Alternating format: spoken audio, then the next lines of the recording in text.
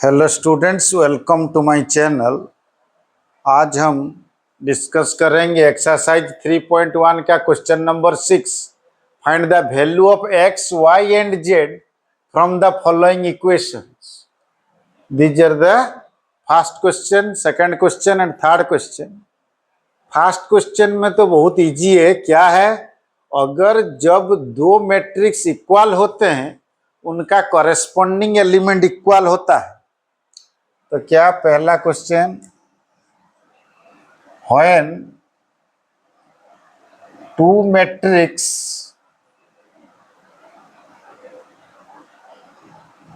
Are equal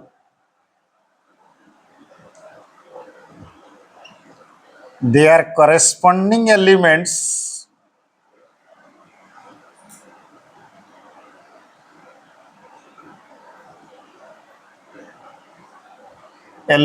are equal।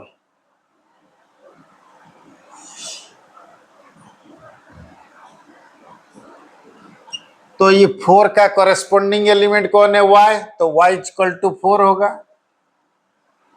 और x का corresponding element कौन सा है? मैं कॉरेस्पॉन्डिंग एलिमेंट बोला तो ठीक है। तो y इक्वल टू 4। तो देन x इक्वल टू क्या होगा? 1 और z इक्वल टू क्या होगा? 3। ये तुम्हारा आंसर। उसके बाद क्वेश्चन नंबर 2। इसमें भी देखो, हम जानते हैं टू मैट्रिक्स जब इक्वल होते हैं उसका कॉरेस्पॉन्डिंग एलिमेंट इक्वल होता है। तो x plus Y equal to 6 हमको मिला है। और x 5 plus Z equal to 5। 5 plus Z equal to क्या है? 5। और X Y equal to 8। X Y equal to 8। तो हम क्या करेंगे ना, x plus Y equal to 6। तो x माइनस वाई क्या होगा ना, x प्लस वाई का होल स्क्वायर माइनस 4xy का रूट। तो 6 का square minus 4 into X Y कितना है? 8। तो कितना हुआ ना, 36 माइनस 32। तो ये हो गया 4। 4 का रूट कितना? 2। तो हमको मिल गया क्या? रूट 4 क्या होगा ना, प्लस माइनस 2 होगा। दो केस होगा, प्लस माइनस 2। तो x माइनस वाई अगर प्लस माइनस 2 हुआ तो क्या होगा ना, यहाँ x plus Y equal to कितना? 6। और x minus y equal to एक बार प्लस 2 लो, उसको सॉल्व करो। Plus y minus y 2x equal to 8। तो x इक्वल टू 8/2 समान 4। और एक बार क्या करो ना, x plus Y equal to 6। x minus y equal to -2 लो। तो प्लस वाई माइनस वाई काटो। तो 2x इक्वल टू कितना? 4। और x इक्वल टू कितना ना, 4/2 2। ये हो गया। उसके बाद थर्ड नंबर करते हैं। तो हमारे पास x आ गया, y नहीं, y निकालते हैं। x plus Y equal to कितना ना, 6। तो x कितना? 2 है। 4 एक बार। तो 4 प्लस वाई इक्वल टू 6। तो y equal to 6 minus 4 equal to 2। फिर एक बार 2 लो x। तो x plus Y equal to 6। तो x की जगह में 2 लेने से क्या होगा? y equal to 6। y equal to 6 minus 2 equal to 4। उसके बाद z हमारे पास है 5 प्लस जेड इक्वल टू 5, तो जेड इक्वल टू क्या होगा ना 5 माइनस 5 इक्वल टू 0। ये हमारा आंसर हो गया 2 नंबर का। एक्स का कितना वैल्यू ना, एक्स का वैल्यू 4 एंड 2, वाई का वैल्यू कितना ना 2 एंड 4, और जेड का वैल्यू कितना 0। उसके बाद थर्ड नंबर देखो, थर्ड नंबर क्या है ना, x plus y plus Z equal to कितना ना 9, एक्स प्लस जेड कितना 5, तो वाई नहीं तो x plus y, y plus z दिया है 7, तो एक्स प्लस 7 इक्वल टू 9, तो x equal to 9 minus 7 equal to 2। और एक बार लो, x plus y plus Z equal to 9, नहीं तो जेड इधर रख दो, x plus z plus Y equal to क्या है 9, तो एक्स प्लस जेड कितना है 5, 5 प्लस वाई इक्वल टू 9, तो y equal to 9 minus 5 equal to 4। उसके बाद ले लो x plus y plus Z equal to कितना 9, एक्स तुम्हारा कितना 2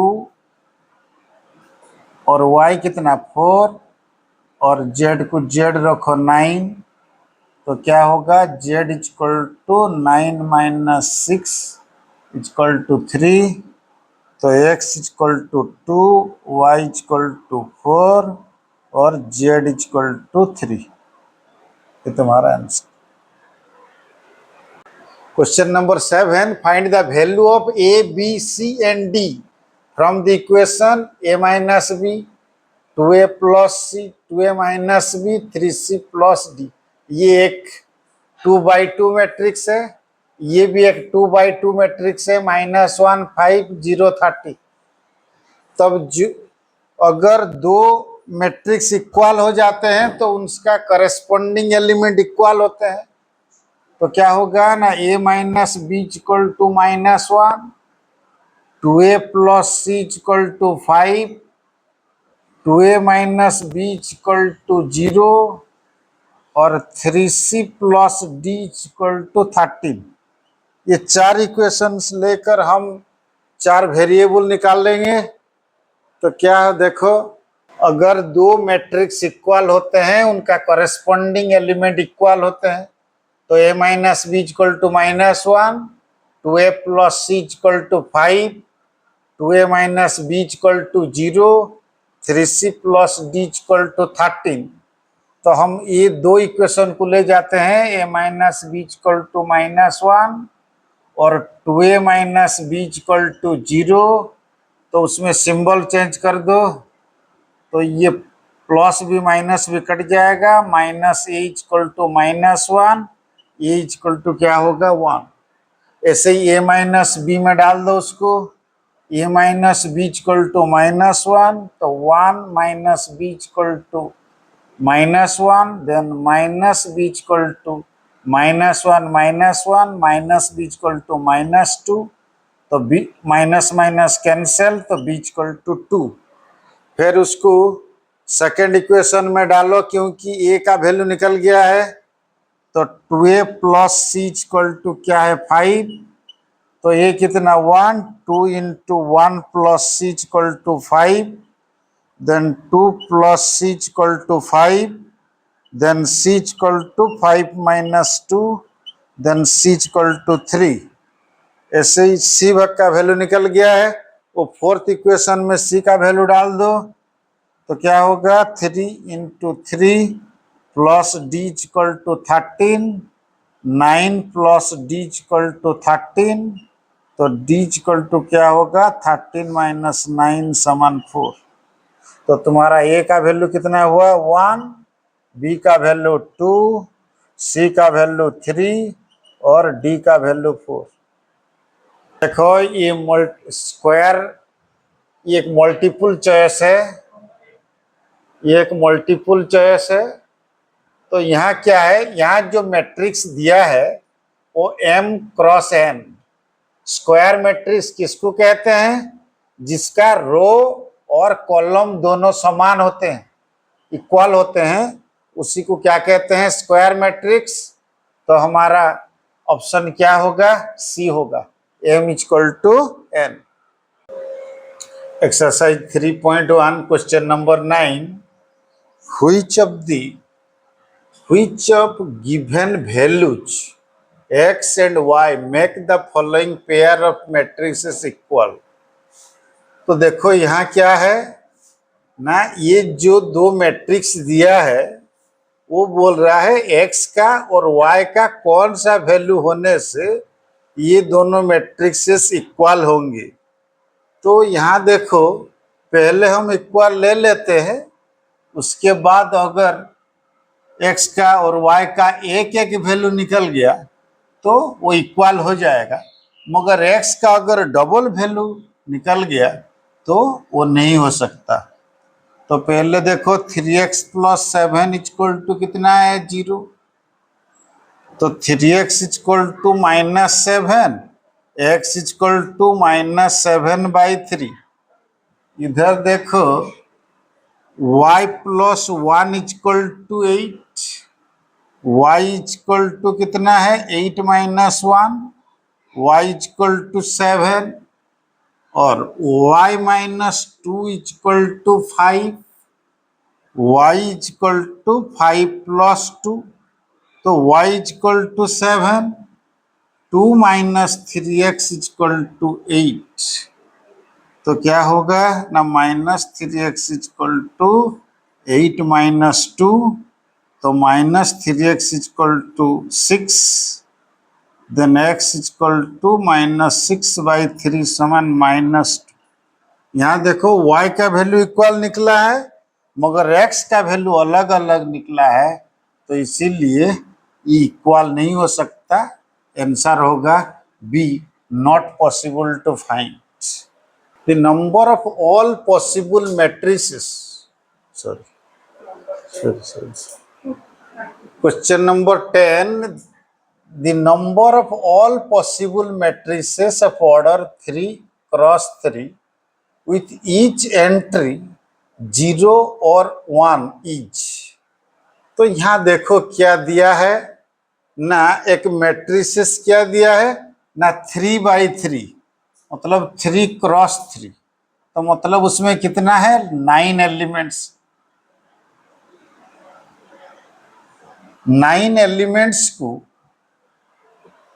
possible matrix, all possible matrices बोल रहा है, तो उसको 2 वेज में हम क्या कर सकते हैं ना, मैट्रिसेस बना सकते हैं। तो एक 1 होगा और एक 0 होगा। तो तुम्हारे पास 9 है, 9 एलिमेंट्स है, तो कितना होगा ना, 2 to the power 9 equal to कितना? 512। तो ये होगा तुम्हारा पॉसिबल मैट्रिसेस कितना? 512।